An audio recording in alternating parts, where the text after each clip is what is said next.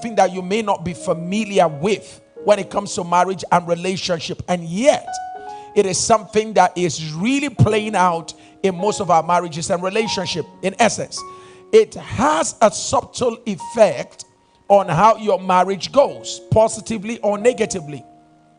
If you're consciously aware of what I'm about to talk about, that you'll be able to move away from the weaknesses of it and maximize the strength of it. Relationships that truly work, whether marriage, single, divorce, whatever the case is, if relationship will truly work, it is important for you to begin to consciously think about something we call your birth order. Your birth order. Birth order simply means in what order were you born? All right? It simply means what position do you occupy amongst your mother's children. Question: does your position and how you grew up, does it have anything to do with your future life, your adult life? Is it very possible that the adult behavior that you are manifesting today is actually an outflow from the situation that you found yourself in, considering your birth position? In the 20th century, there was a particular scientist, someone who is a great philosopher by name Alfred Adler. He came up with this whole concept about birth order. And he once stated that the order in which a child is born impacts his or her personality. End of quotes. Alfred Adler said the order in which a child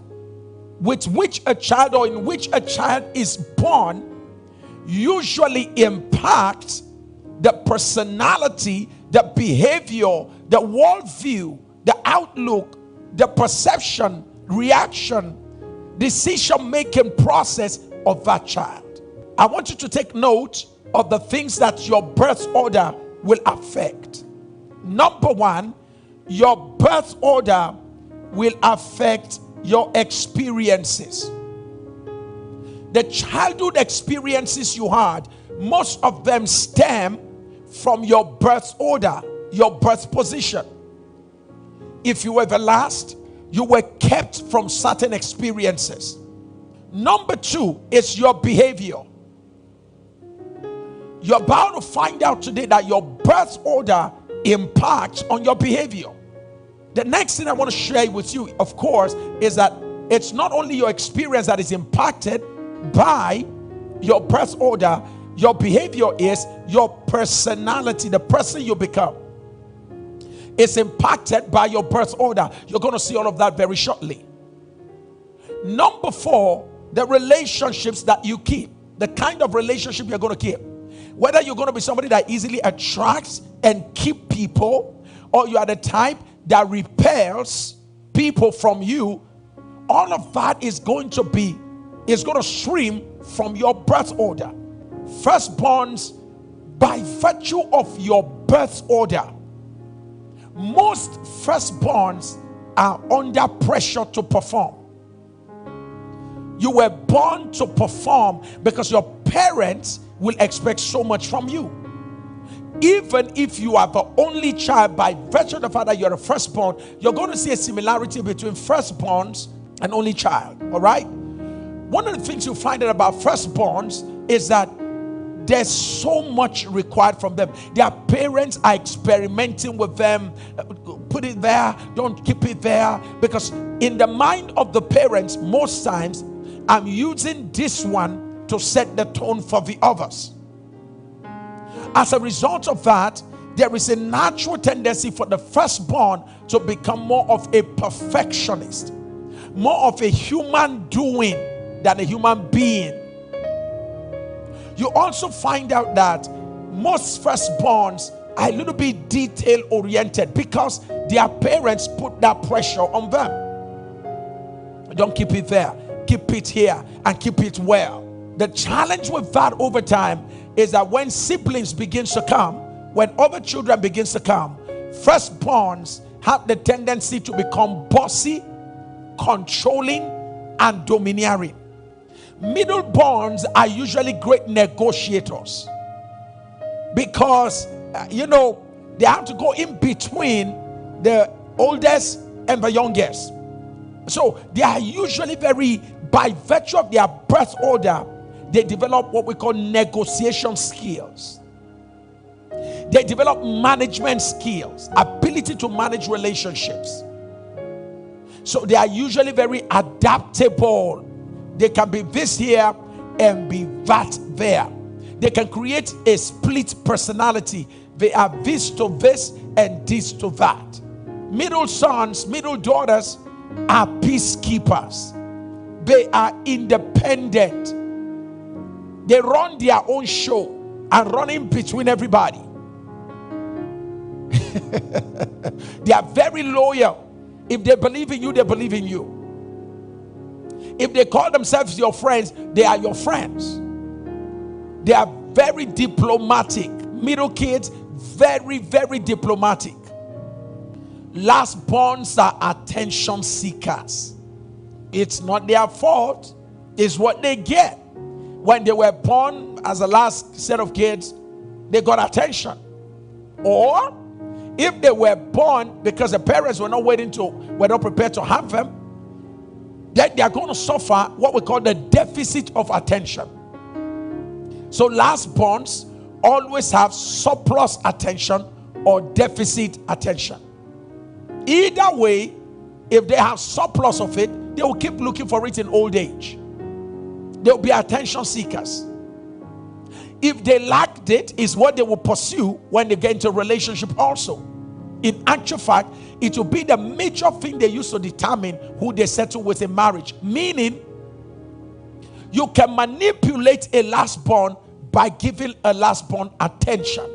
Not only that, lastborns have the tendency to be self-centered. It's all about me. Now imagine you have a lastborn as a wife. It's all about her. You have a lastborn as a husband. It's all about him. How about the only child? Not the first child, not the second, not the third, not the fourth. You are the only child. What are some of the characteristics of only children? When someone is an only child, number one, such a child usually is raised to be responsible.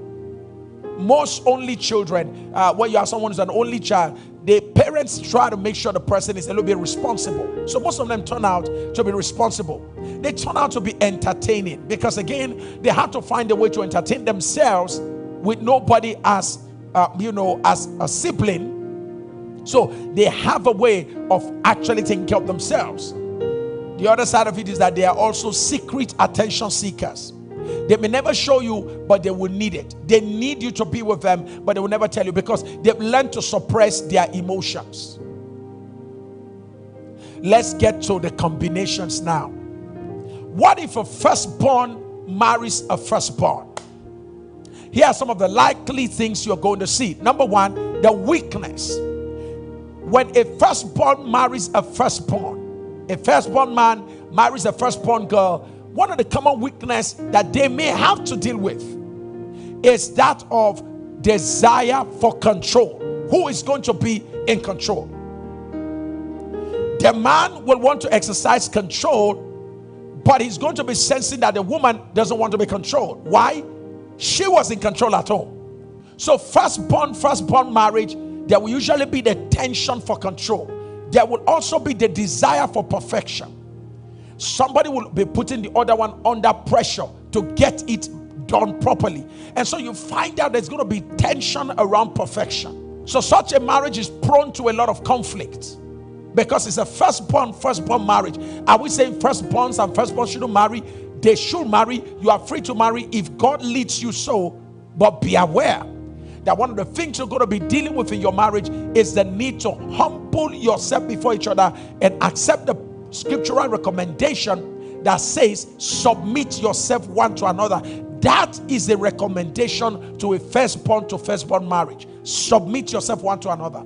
The middleborn is a type that is diplomatic, peacekeeper. So the middleborn, if the middleborn is married to a firstborn, the middleborn will always tag along always do what the firstborn says, but not necessarily because the middleborn is happy. The middleborn will be suppressing feelings, whereas the firstborn is expressing his own feelings. Normally, over time, such a marriage is the one that ends up in a divorce that will shock everybody, because they were looking nice.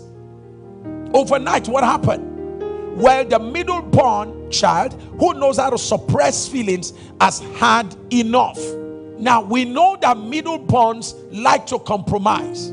Therefore, first-borns who marry middle-borns don't always let the middle-born compromise all the time. As first-born partner, learn to shift ground.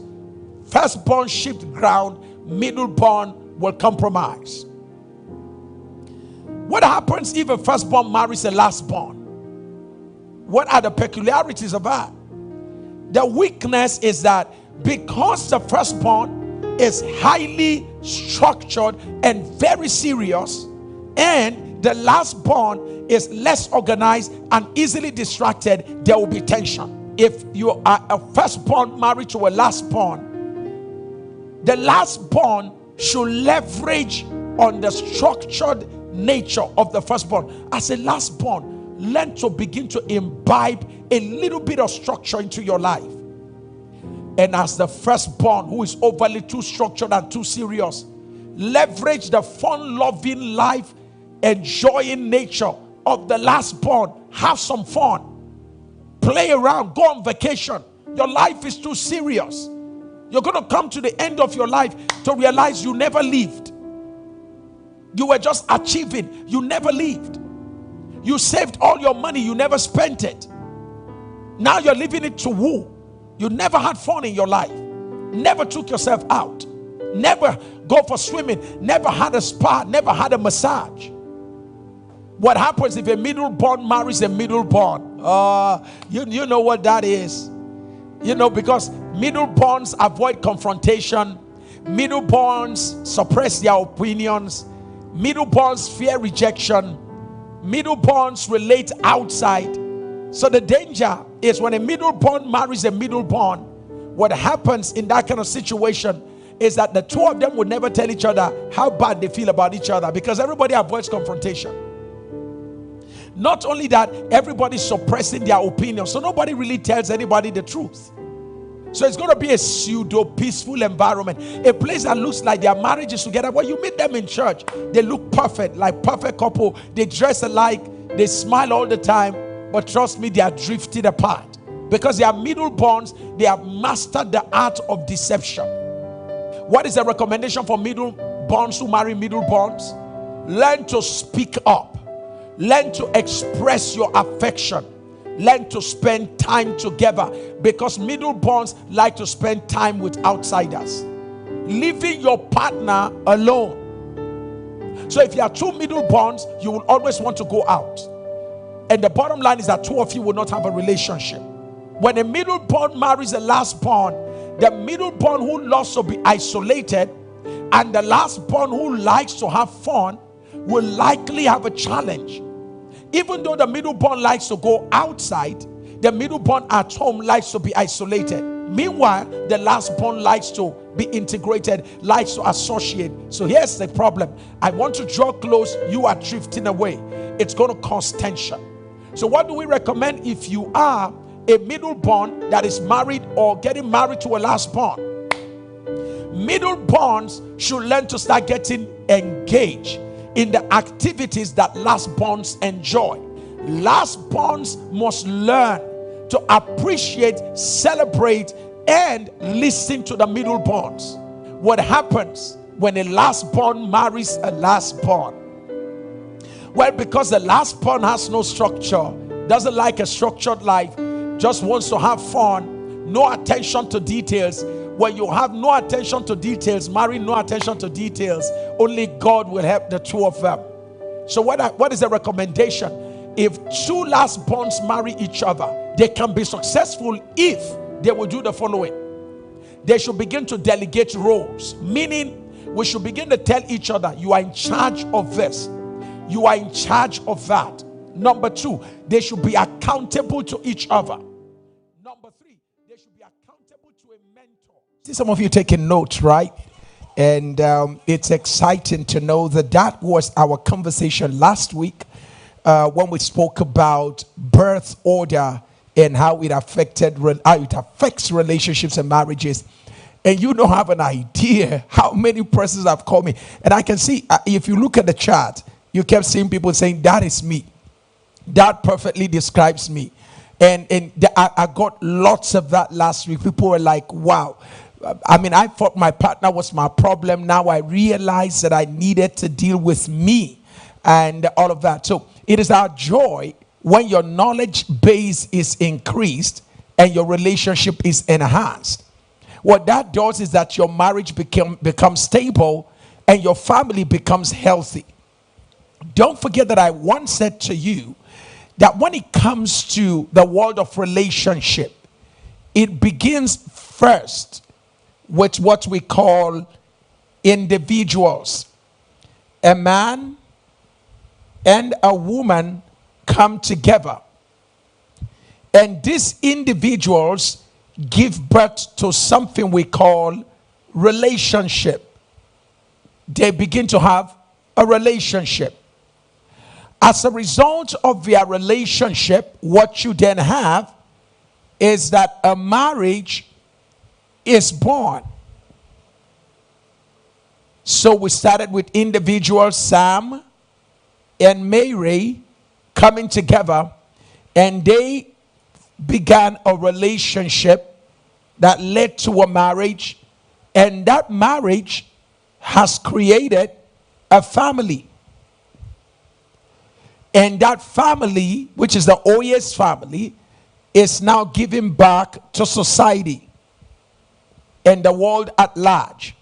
So you can see how that if individuals will give attention to themselves, if you will give attention to yourself and give attention to yourselves in a relationship, your relationship will become healthy.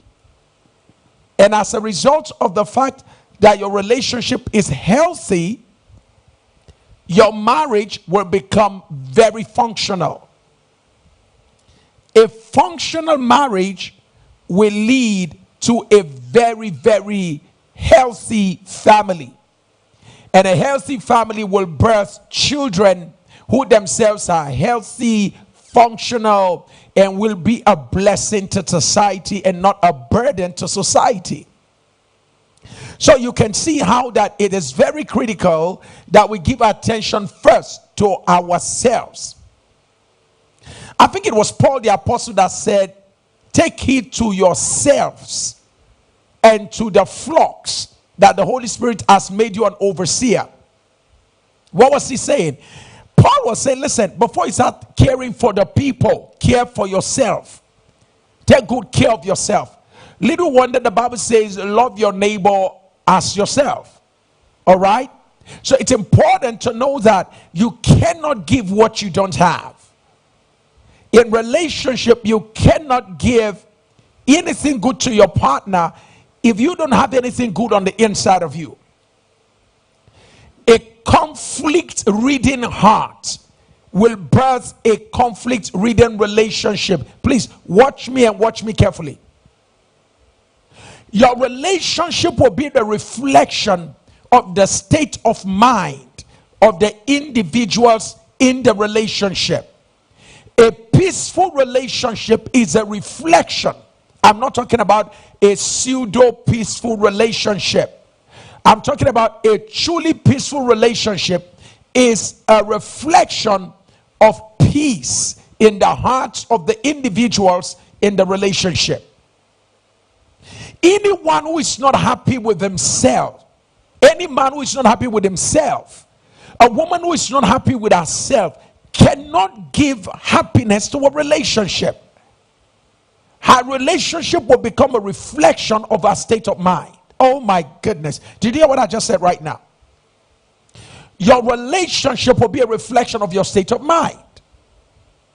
The really reason why some relationships are not on fire It's because somebody's trying to pour fire into the relationship and somebody else is trying to quench it. That's why it's an inferno is not in place.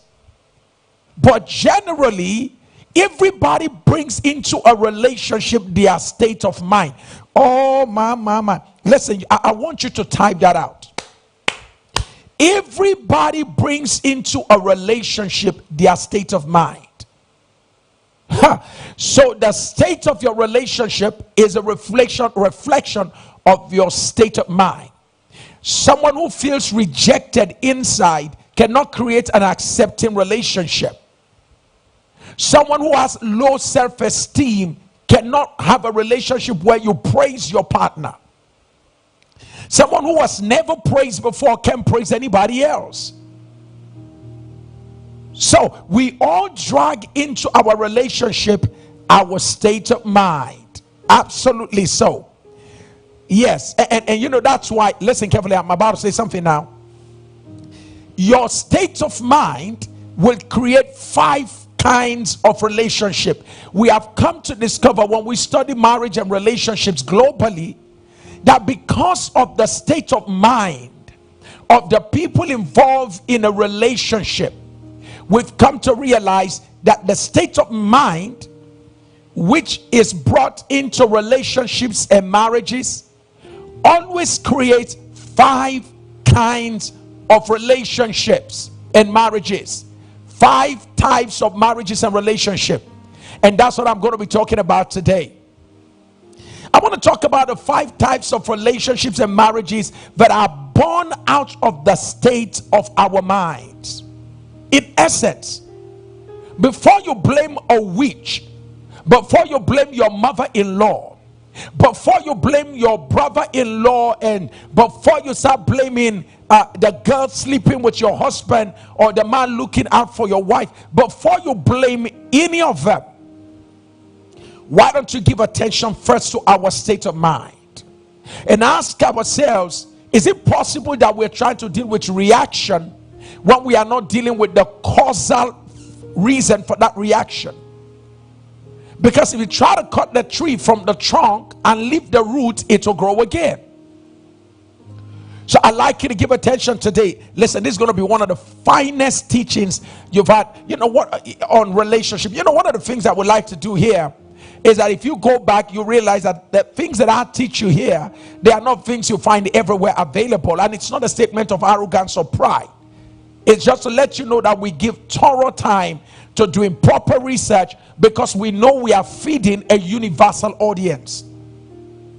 And so whatever I share with you on this platform, you can be sure is scientifically proven, is biblically balanced, and is societally acceptable. So balance is our key word here. Let's get to the very heart of it. There are 5 kinds of relationships. Let me quickly mention them in quick succession, and then I will come back to deal with them as individual subjects. The first I want to mention is what we call competitive and controlling relationships or marriages. Competitive or controlling relationships.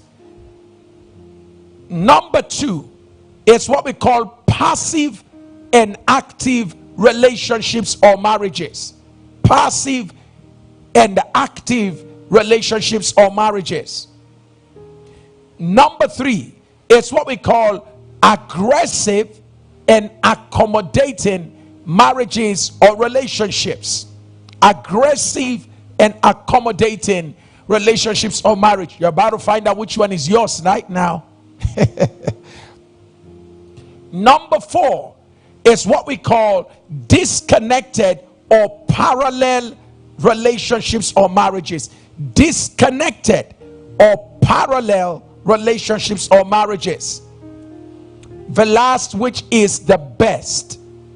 The first 4 I mentioned to you are not healthy relationships, and yet it will amaze you to know that that's where 90% of all relationships are found. It's sad to realize that a greater percentage of relationships are among the first 4, and none of the first 4 is a healthy relationship. My goodness, you're about to figure out which one yours is, and then ask yourself if you want to continue like that. The last one is what we call acceptance and balanced relationships or marriage. Acceptance and balanced relationships or marriage. Let's get to the very start, and I will run through it very quickly. The very first I want to introduce you to is what we call a competitive and controlling relationship. A competitive and controlling marriage. Whether you're single or you're married, you can find yourself in a competitive and controlling relationship or marriage if you're married. What are the characteristics of a competitive and controlling relationship? What are some of the basic indicators, some of the clear symptoms? Hey, that I'm in a competitive relationship or controlling relationship. Number one, you find a situation whereby the two parties involved are difficult, inflexible, they are strong personalities, and so they are highly competitive and controlling. I'm going to break it down for you, but I trust that you will be inviting your friends right about now. You want to invite someone you know is having a problem in marriage, someone is having a challenge in their relationship, someone in your office that has confided in you and has told you that, look, I'm having a problem in my marriage, or I'm having a problem with having relationships that work. Someone you know that is divorced, someone you know that is separated on the verge of a divorce. It'll be a great thing if you will do anything very early to send a note to them and say, listen, you need to be a part of this broadcast. You belong to a WhatsApp group, you belong to any network on Telegram. Why don't you copy the link and just send it right about now? Because what you're about to hear will literally help you. Take notes, because when your children begin to grow, you can help them also with this. So let's get to the very core of competitive and controlling relationship. What we are saying here is that we are two individuals in a relationship, and these two individuals, they either compete with each other. Every little thing is a competition. I want to be the one that everybody hears. I want to be the one that everybody sees. I want to be the one that everybody praise or praises. I want to be the one that answers questions. I want to be the one that holds the money. I want to be the one. There's this thing about competition. I want to outdo my partner. The Bible says Jesus had some disciples, and the Bible says and they came to him, and what some of them were thinking about is, who is going to be the head? Competition. Who is going to be the leader? Who's going to be in charge? Control. And sad enough, it's so sad to realize that there are so many couples who are still battling with issues around competition. The wife cannot stand to see the husband being praised by people. When people begin to praise your husband, you go into a state of, withdrawal. You begin to throw all kinds of tantrums and all of that, because for you, praising your husband is different from praising you. And the same thing with some men. You can't stand to see your wife being praised, and so you want to break her down, you want to reduce her, you want to cut her off from what makes people praise her. I know this is real. You either want to tell her to resign, and you find a remote reason why she should resign from work. You tell her you want to give attention to the children, and that you will take care of everything that has to do with her. You will even be paying her. The reality is that you schemed her out of what will always make people praise her, because you can't stand to see her being praised. And the same too goes with the women. If there are some set of women that praise your husband, they become your enemy. If there are some set of men that praise your husband, they no longer have access to you. It's about competition. It's inside you. You are insecure when your partner is being praised. And that can lead to World War III and World War IV in your family. Battle will begin. Your wife wants to touch you. No. Your husband wants to touch you. No. Why? And you won't explain. And your husband or wife will not even know. That is because you were praised. You are being celebrated and not your partner. And by the way, let me say this to all of you who are power couples, or all of you who are married to celebrity husband, celebrity wife. Let me say this. The world will not always remember that the person they are celebrating has a wife or a husband. The world will not always remember. It is not in their culture to be ethical. So don't expect them to praise your wife and praise you at the same time. But you should be self-assured that for the fact that your husband or wife is being praised, it comes home. Because after all, who is the husband of this woman? Who is the wife of this man? Someday a book will be written about you. For now, be comfortable with the fact that you are the husband or the wife or someone that is being praised. It doesn't make you less. So it shouldn't make you to fight for more, because you are sufficient without the praise of these people. Oh, you know what I just said now? That they didn't praise you doesn't mean you're less. So stop trying to fight for more of what you can't even define. Because after all, without them praising you, it doesn't make you less than who you are. It's important that you recognize that.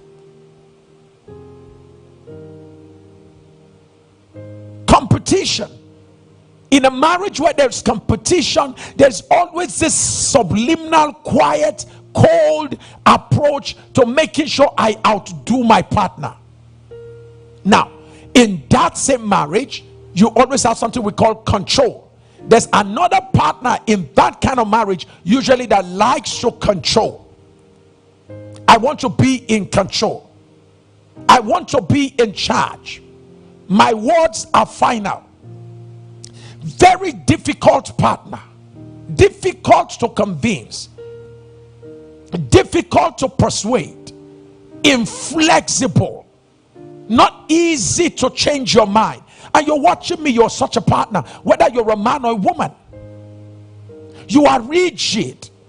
You have a strong personality. There is something about you that causes you to always want to hold on to the power in the relationship. It's a conscious or unconscious desire to be the one that holds the power in the relationship. You want to be the go-to person in the relationship. You want to be the one that is feared in the relationship. Your children have to fear you. Your in-laws have to fear you. The community has to fear you. You love power. It's a secret thing you don't want to tell anybody, because having power defines you. Losing power destroys you. So you fight for power. You seek for power. Subtly, covertly, or overtly. Control. You always have a need to win arguments.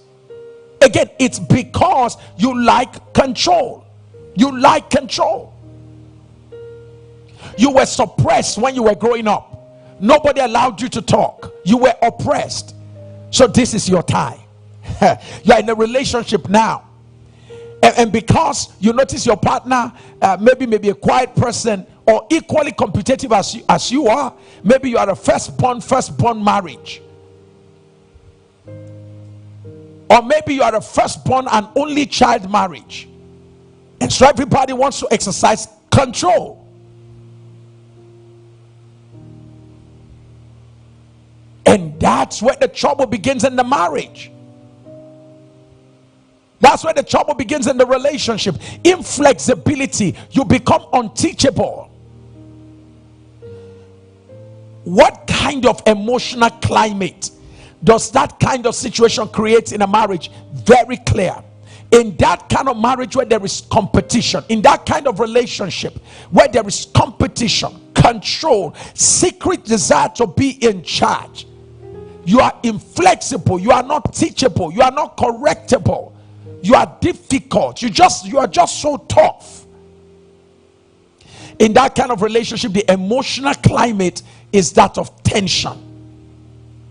It's not a good place at all. That kind of relationship will lead to tension. Marriage will become tensed up, and over time it will create a family that is a tensed up kind of marriage or family. It is important to understand that the long-term effect of allowing competition and desire for control, the long-term effect of it is that I don't care to know whether you have angels watching over your marriage. I don't care to know how many times you anoint yourself with oil. If you allow competition and control to continue your marriage, over time, what will be the ultimate effect is that it will end up in a breakup or a divorce. It's been proven statistically that where there's too much competition and control, desire for control amongst couples, it always leads to a breakup or a divorce. I'm trying to show you the different kind of marriages we have and different kind of relationships. So if you have a single friend, a married couple, please invite them. They've been praying over what requires adjustment. They've been blaming devils, whereas they need to give attention to themselves. They know something is wrong with their marriage, but they can't tell what it is. I'm trying to put a finger on what the problem is. Somebody in that marriage has a secret desire for control. That is why the person's decisions are final. That is why the person's answers are usually the best. That is why if it doesn't go the person's way, then it's not a way. It's either my way or no way. Control, competition. The man just bought a car. The woman will secretly begin to, and the car is for the family. The woman will begin to secretly work towards buying her own car that is better than the man. Control, competition. Where there is competition and control, there are two recipes for disaster in any relationship or marriage. I want to ask you a question. Are you controlling? Are you competitive? If that is a yes, I want to let you know that there is hope. I want to let you know that there is hope. There's something called the fruit of the Spirit. That when you allow the Spirit of God to take over your heart, when you allow the Spirit of God to take root in your life, the Spirit of God begins to help you to prefer one to the other. That doesn't matter who is praised. Ultimately, God is glorified. That whether it's my wife that is being celebrated or my husband that is being celebrated, from my heart, I rejoice with the person. Because celebrating my partner is not at my own expense. Elevating my wife is not reducing me. And if this is my wife's season, my own will come. And by the way, which one is even my own? Because in the season of the man is the season of the woman. In the season of the woman is the season of the man. It is amazing to know that the Queen of England lost her husband recently. And people literally mourned the death of that man. Listen, there was a quiet war going on between Ireland and the in Ireland between the Protestant and the Catholics. On the day this man died, they stopped the battle among themselves. Why? He was not the King of England. He was not a president. He was not a billionaire. The only reason people celebrated him was that he was one of the finest husbands who ever supported his wife. If you watch how he works with the Queen, he is always a step behind her, always allowing her to shine. I'm trying to ask some of us, can we be men enough to be a step behind and just let her shine in her time? And this man did this with his wife. He did that for decades, allowing her to shine. without being reduced or having a sense of being reduced? Can you be comfortable as a man and to say, listen, my wife is earning much more than I do, and it doesn't make me less than a man. It's just that my wife is earning more. Without you beginning to put out schemes to bring her down or control her in order to prove you are the husband. And I hope that as a woman too, you don't now say, okay, because I'm earning more, I want to control my husband. I want to show him that I'm somebody.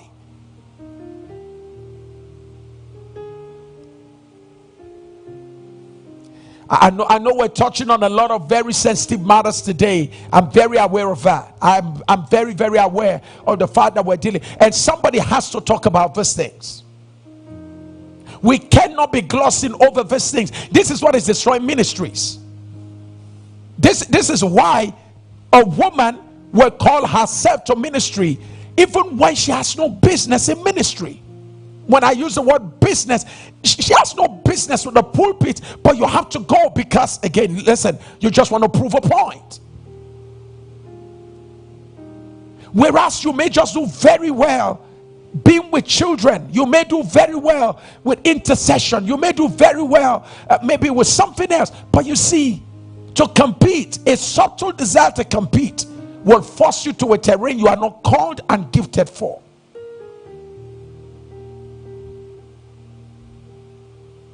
I don't have to be the first to be the best. Oh, come on. Did you hear what I just said right now? I don't have to be the first to be the best. I can be the second and still be the best. Esther was not the queen. Esther was not the king of Persia, but Esther was the best. The king differed to her. She was the second, not the first, but the best. Joseph was the second, not the first, but the best. Daniel was not the first, but he was the best. You don't have to be the first in order to be the best. You can shine from where you are.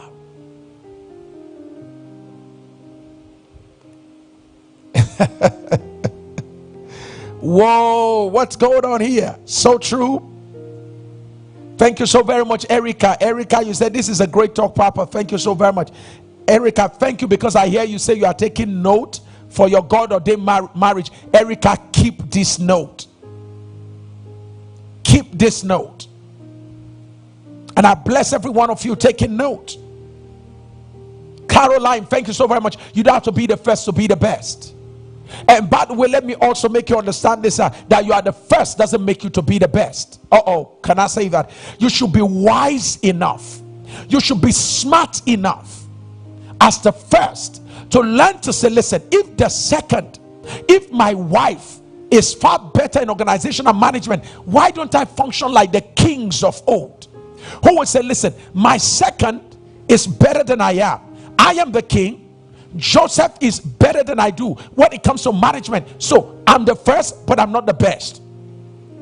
So I'm going to empower, oh my goodness, I'm about to use a very powerful word now. I'm going to empower the second to be the best without losing my position as the first. So everything in the land must go to him. And I am comfortable seeing Joseph attending to all the business of the kingdom without feeling less as the first. Potiphar recognized that Joseph was the best, and he said, you know what, even though this boy is working for me, he's the best, so I give everything in my house to his care. Let him administer.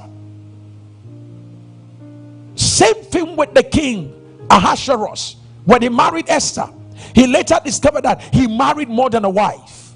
He later realized that he married a very smart woman.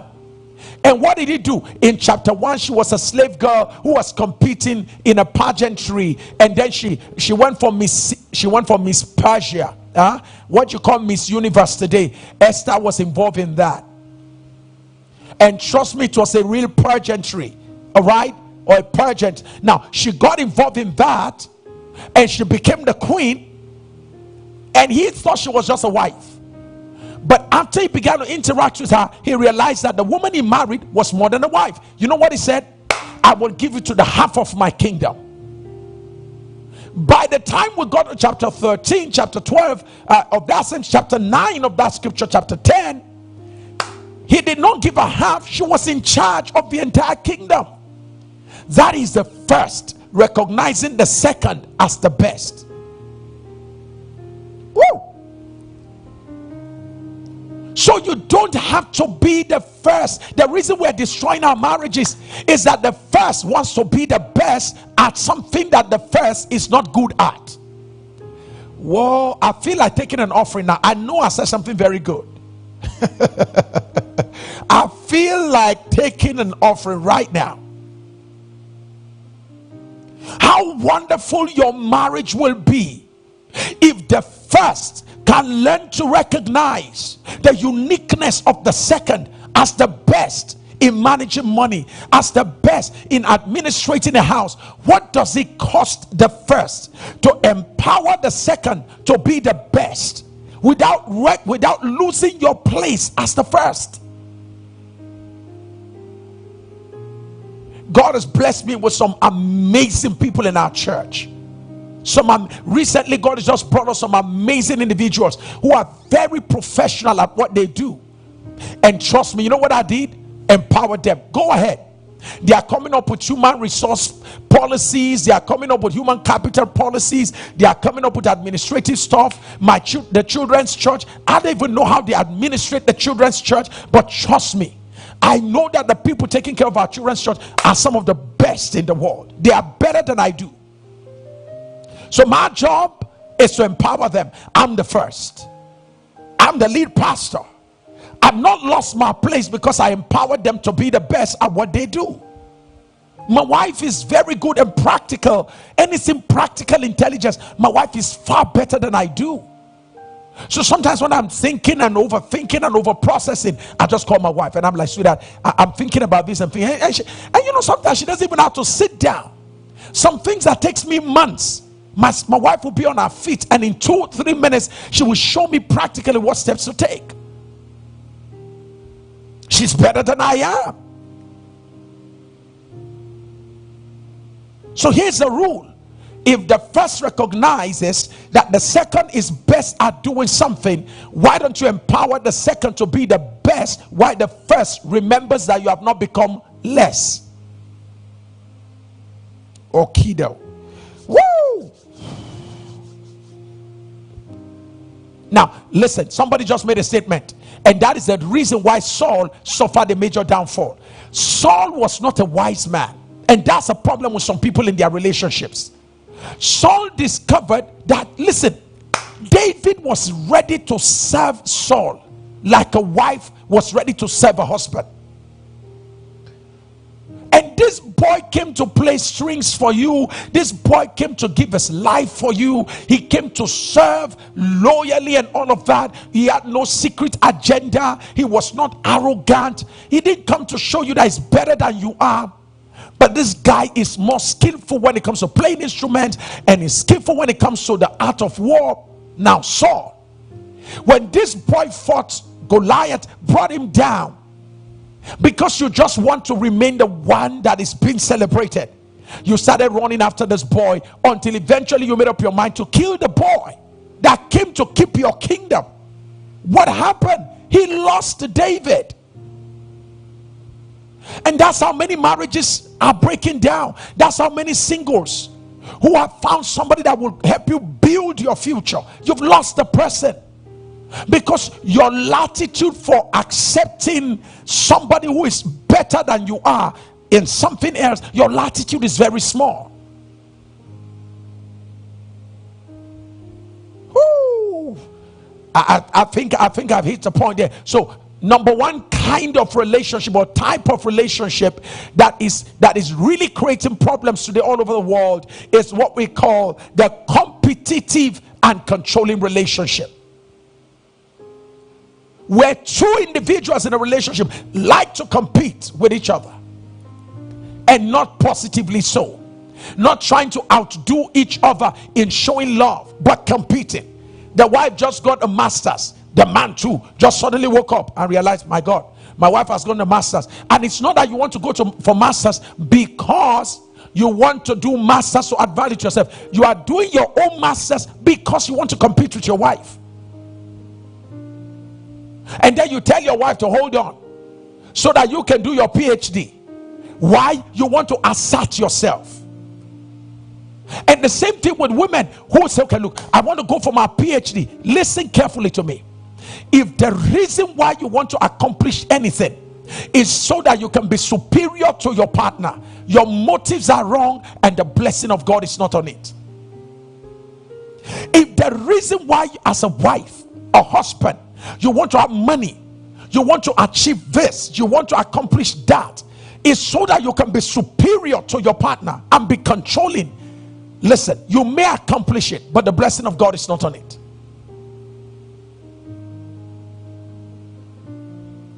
It's critical for us to get rid of this competition. A man had to ask his wife to resign from working where she was working in London with a big organization. I won't mention the name because it's a very popular story in society. I had to deal with that situation. Told your wife to resign. She resigned. You told her that's not enough. She should leave everything and come home. She came, hoping she would get a job here. You shut her down. The reason later we discovered was because you were just intimidated by the woman. Wouldn't it have been nice that your wife is a type that can buy a land and can your wife is an enterprising Proverbs 31 woman? Listen, Proverbs chapter 31 tells us of a woman who has a husband, and the Bible shows us that this woman was more financially empowered because the Bible said because of the woman the husband is honored at the gate, meaning this woman brought honor to her husband. And that's the way it should be. Her husband was generous enough to let her prosper. The wife was wise enough to use her prosperity to his honor. You didn't hear what I just said right now.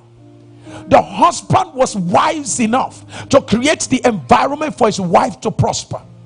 And the wife was wise enough to use her prosperity to honor her husband. Woo! Okay, let's get to number 2 because of my time. Number 2 is what I call the passive and active relationship or marriage. Passive and active relationship or marriage. What that tells us is that in this kind of marriage, there are 2 kinds of individuals. In this marriage, there is a passive partner, and then there is an active partner. So the passive and the active relationship or marriage is a marriage where, unlike the competitive and the controlling, where there is a partner that is competitive and the other partner is controlling, in this marriage a partner is active, the other partner is passive.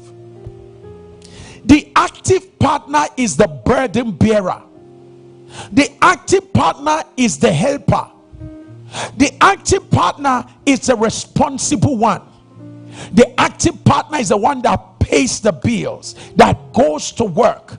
The active partner is the one that responds to the needs of the relationship. The active partner is the one that services the car, puts in the fuel, buys the groceries, and provide food in the house, buy clothes for everybody.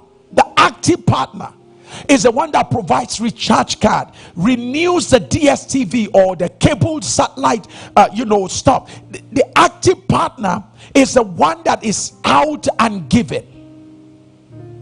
The active partner is the one that ultimately begins to feel overwhelmed. Why? Because the passive partner is the one that likes to be on the receiving side. The passive partner is the one that wakes up at 9 o'clock in the morning. And whilst the active partner has been up around 4 a.m. if you're in Africa, has already prayed until 5 and quickly Usually between 5 and 6 o'clock, the active partners put everything together for the family, and by 6 the active partner joins the prophetic prayer hour. All of this time the passive partner is snoring, sleeping. The passive partner wakes up late. The passive partner then goes to take breakfast, not knowing how the money was generated for the breakfast to be available. The passive partner can't remember when last money was made available for resources to be made available in the house. The passive partner is the receiver. The passive partner is the one on the enjoying side. The passive partner watches Netflix and just watches movie all day, you know, and when it's time to go out, the passive partner is the one that gets into one of the cars. Of course, the cars again being bought by the active partner, you know, and being serviced by the active partner, being gassed up by the active partner. So the passive partner gets into the car and drives around town, cruising like a big boy or a big girl, and spending out of the credit card or the debit card again that is being funded by the active partner, right? So for the passive partner, life is all about pleasure. The passive partner loves comfort, hates pressure, is overwhelmed easily by demands, doesn't get involved in children's school fees. When it's getting close to school fees time, that's when the passive partner falls sick, yes, and recovers after the payment has been done. You know, I mean, really, when it's time to pay bills for the house, to pay mortgage, when it's time to deal with bills, that the passive partner falls ill and recovers after the bill has been paid, and you know, and I'm like, I don't even know what happened to me, but I've regained my consciousness. Always regaining consciousness after bills have been taken care of. And the sad part about passive partners is that when they make their money, their generosity is suddenly brought into question, because here's this individual who has latitude to receive but does not have any form of latitude to give. So the person makes money and keeps it secret. When it's time to eat ours, we do. When it's time to touch yours, no. That's when there's a problem somewhere, that there's your grandfather was buried 14 years ago, and you the money in your hand will not be enough because you want to rebury your grandfather who was buried years ago. And that's when you just only realize that you need to go and do some medical checkup. The money in your hand is not enough. You are always quick to make excuses for the money you have, but then you are very good at pleading to enjoy the one that belongs to somebody else. So a passive partner is one who easily feels overwhelmed by demands, avoids pressure, loves comfort, avoids responsibility, and always looks for somebody to lean on. Someone to lean on to buy you your everything. Someone to lean on to pay for your bills. Someone to lean on to take care of your extended family. Someone to lean on to send your brother to school, send your sister to school. You're always looking for someone to lean on. Your common song is "Lean on Me." That's your song. Always looking for somebody to lean on and nobody to lean on you. So it's important to know that such a relationship, you may be enjoying it now. The problem is that it creates an emotional climate, and the kind of climate it creates is a stressful one. An atmosphere where the active partner over time begins to feel bitter, resentful, and cheated.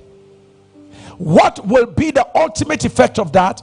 The ultimate effect usually is that it will lead to the exit of the partner that has been active. So don't think you are smart by getting your active partner to play a significant role. After a while, the active partner who is always giving will get to a point where I'm going to ask myself the question of, please, there is something called reciprocity. Reciprocity.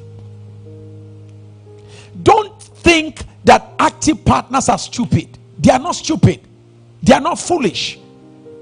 For a moment, they will be given. After a while, an active partner is going to sit down and deal with the question of reciprocity. And what is it? In the law of reciprocity, it is about A always giving to B. One day, A is going to sit down and say, wait a minute, for all I am giving, what am I getting in return? How reciprocal is this relationship? Is this a mutually beneficial relationship, a symbiotic one, or is it a parasitic relationship where I am the one giving encouragement, giving apology, giving, always giving, and I'm asking a question, what am I getting in return? So when the partner begins to notice that I'm not really getting anything in return in this relationship, it brings about bitterness, and from bitterness that will eventually lead to regrets. It will lead to exits, breakups, and it will ultimately lead to divorce.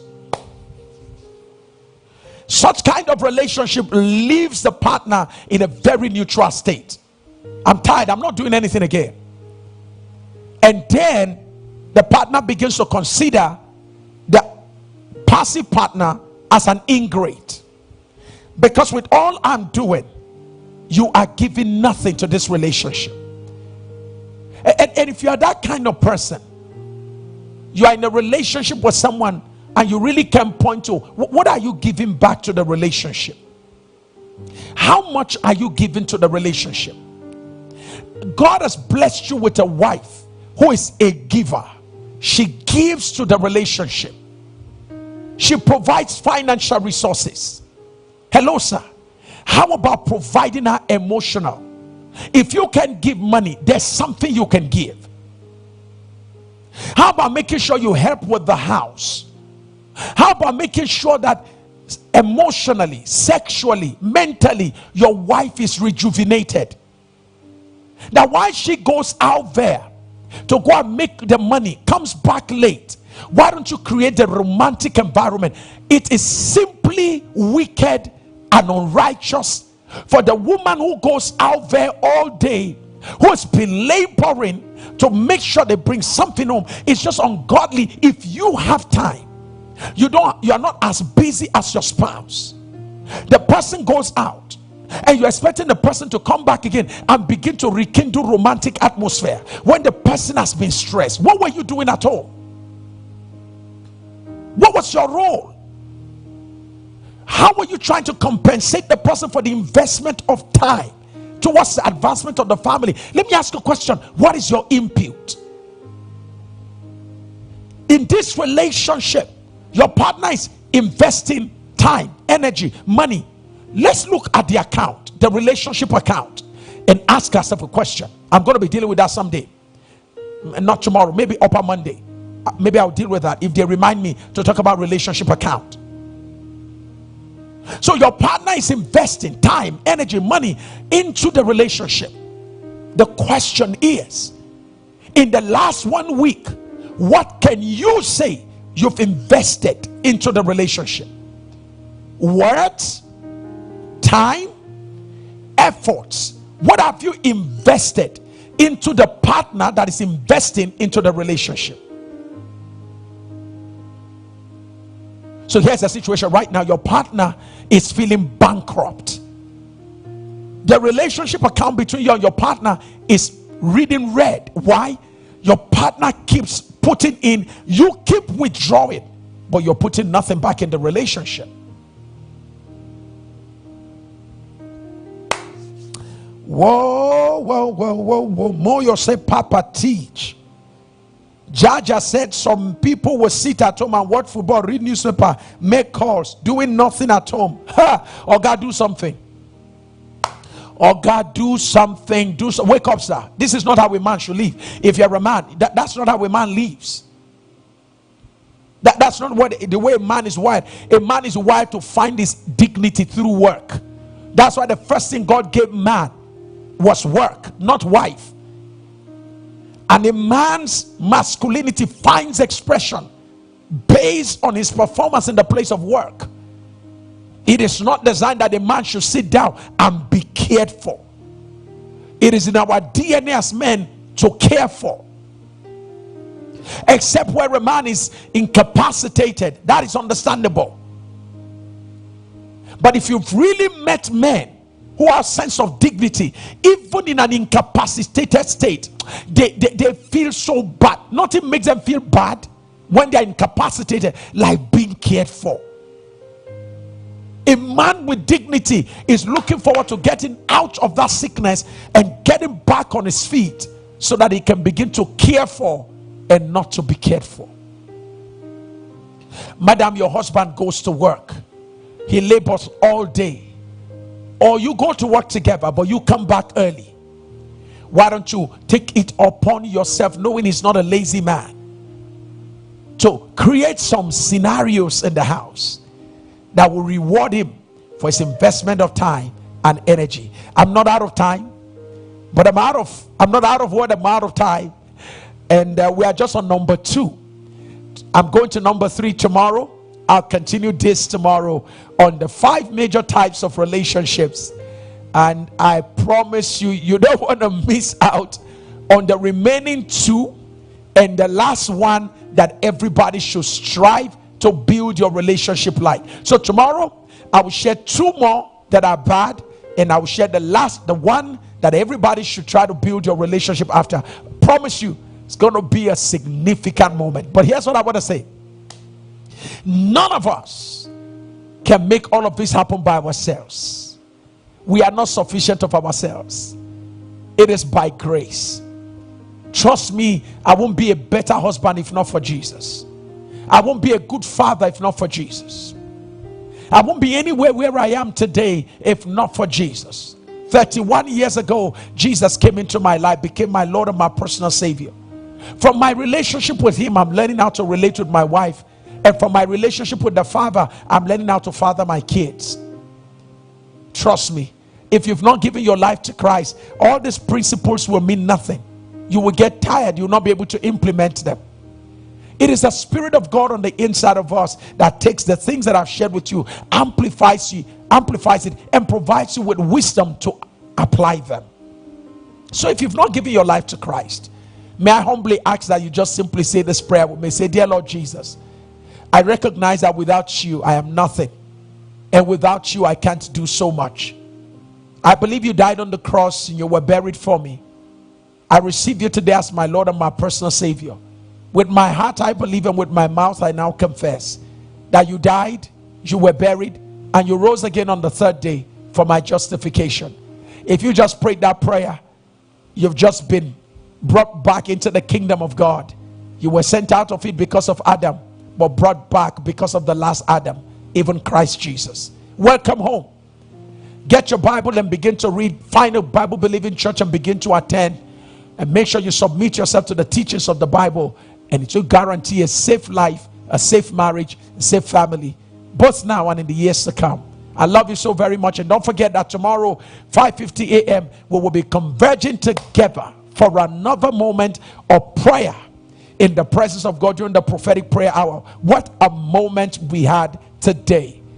Calling down the guaranteed blessings of God that makes us succeed in all things and in everything that we do. Tomorrow, we are tapping into destiny partners and destiny links. We're going to be praying that God will begin to pull them in our direction so that our destinies can be fast-tracked. You don't want to miss out tomorrow. And if you're sick in your body or you have someone who is sick, get them on board tomorrow and the God of heaven will bless them.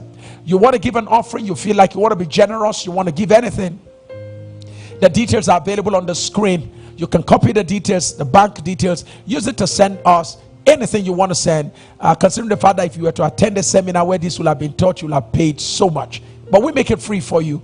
And out of your generosity, you may want to give. And if you don't have anything to give, we love you all the same. Join us tomorrow. It will be a blessing to you. My wife sends her love. And from me here, this is Sam Oye saying bye-bye.